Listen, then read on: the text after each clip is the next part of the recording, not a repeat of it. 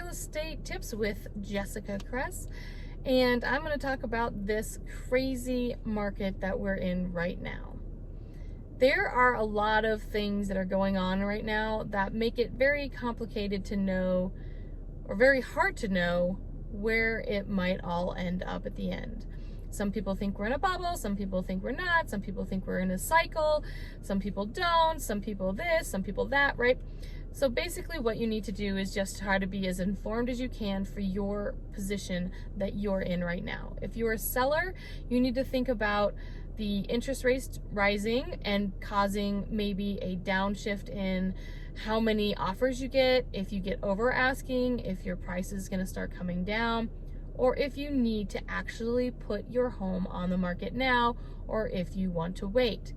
But there's also that fear of missing out, that you might miss out on all of the possibilities that could come with selling your home now. So if you need to sell your home, please contact me through any of my social media pages, and I can help you to get your home listed, but also get you the valuation of your home right now as it stands to see if selling your home is the right option. If you need to sell your home, contact me and we can get that moving as well. So if you're a buyer, you need to think, is it the right time to buy? The home prices in this market are very high, a little inflated even. There has been some pushback on lenders on the value of the homes, but not too much. So for instance, if you have a home that is worth $500,000 and you get an offer that's close to $600,000, the lenders might push back a little bit and say, no, the comps in this area are at this price. I know you want to pay over, but really the price is really only, this home is only really worth $550,000. That's where you have to get a little bit more creative if you're using a conventional loan with your offer. You might need to put in there that you're willing to pay for that appraisal gap. So if your offer was $575 and if the appraisal comes in at $550, then you have to think about who's paying for the $25,000. Are you willing to pay for that because you think the home is worth $575, or are you going to try to push that back on the seller saying, hey, your home appraised for $550, that's all we're going to give you? So you really have to weigh the pros and cons, because if you push back on the seller and they add other offers or maybe backup offers that are better than yours with the appraisal gap or with the pricing, they might opt to say, no, we're not going to do the $550, we're going to do $575 like you offered. And then if you fall out of contract, they can just go on a contract with another one. So you really want to think about that before you make your decision on putting a price on the home. But you can also talk to lenders that are doing cash offer options. So this means that the lender is giving you cash based off of your ability to pay it back. So you're basically opening up just a loan with the lender, but they're giving you cash to go and offer on homes. So this might be an option because cash offers are starting to pick up some steam in this market, in this environment, where sellers are thinking, yeah, I like the cash option because it's quick, it's easy, there's no hassle, we don't have to go through the whole month-long wondering if this house is going to appraise and all the stress that goes on with selling a home. So that option might be worth looking at. So you need to talk to your lenders. If you have a good lender, you really need to get talking with them about maybe that option. If they don't offer that option, you might want to shop around to different lenders to see if they offer those types of options for you. But you need to be careful too. A lot of my previous sellers did not actually take the cash option because the buyers had a better offer for them with the conventional loan, and they like that style better. Because sometimes cash offers feel like these people are investors and they don't really feel comfortable selling to investors. That's kind of the theme. But those are just two of the scenarios that are happening right now. So there is a possibility that the sellers, this is for buyers, the sellers will get that FOMO feeling that they're going to miss out on the opportunity to get the highest price for their home.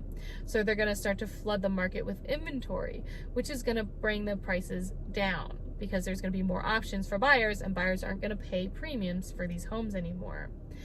The other problem is that if the interest rates go up too high and buyers have to use conventional loans or just loans in general, they might not be able to qualify for homes in this price range anymore with the added interest rates. So that would pull a lot of buyers out.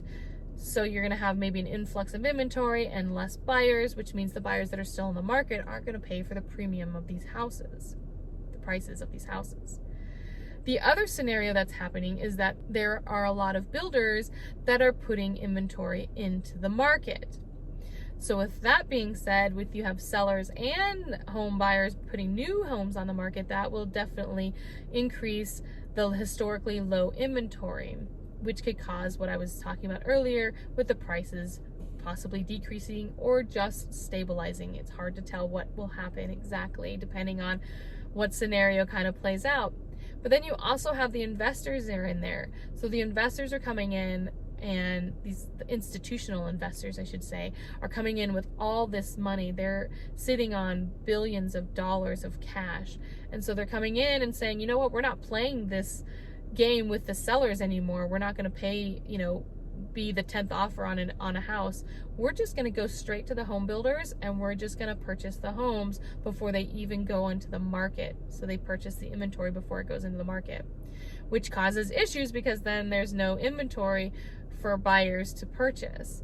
It also creates an influx in the rental market. So buyers that haven't actually purchased a home are now forced to pay rent, which in a market that has more rentals, you're going to be, it's probably cheaper to purchase or to rent a home than it is to purchase a home. So that also comes into play as well. So all these scenarios are starting to become a melting pot right now in the market. So you really have to pay attention to your specific market, like the Denver market, even in specific areas, because the Denver market is different than the Arvada market, which is the market that I'm in right at the moment. That's where I live, and that's where I typically do my business, is up here in Arvada. But the market is different. So in Denver, the home prices are creeping up so high that they're close to $800,000 for a regular home, right? Or that's the average price for a home. Whereas in Arvada, the prices are starting to creep up to be around $500,000. So they're a little bit different, but the suburbs are starting to feel what the big cities are feeling, because the people that are in the big cities want to move out to the suburbs. So the suburbs are starting to go up as well, but they're all very, market-based, this information. So you really need to get in there with experts that know the area and the surrounding areas so that you know what your best options are. This is a crazy market, and I would love to help you navigate it. So if you have any questions or concerns about anything that I touched on in this video, please contact me through any of my social pages.